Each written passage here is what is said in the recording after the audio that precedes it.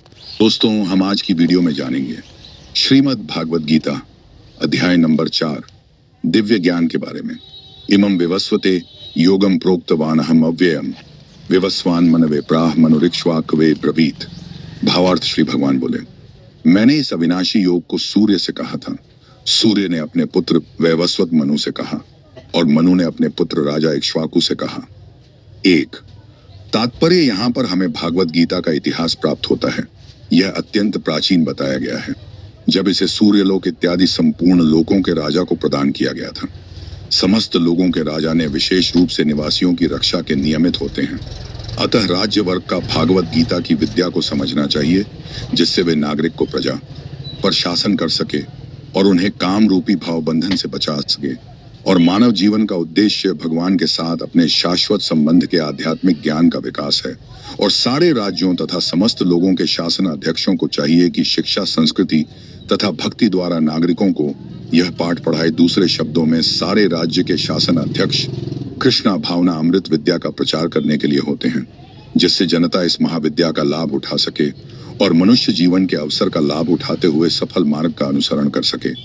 इस मान्यवंतर में सूर्य देव विवस्वान कहलाता है, यानी सूर्य का राजा, जो सौर मंडल के अंतर्गत समस्त ग्रह का उद्गमन है।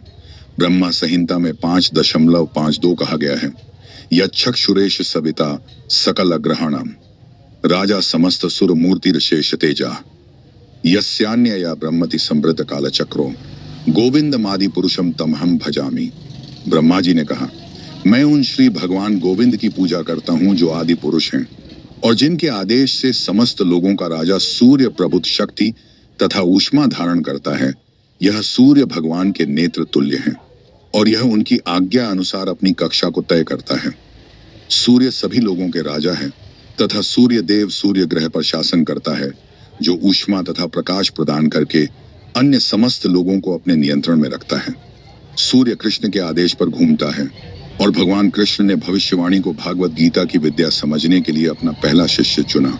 अतः गीता किसी मामूली सांसद विद्यार्थी के लिए कोई काल्पनिक भाष्य नहीं, अपितु ज्ञान का मानक ग्रंथ है, जो अनंत काल से चला रहा है।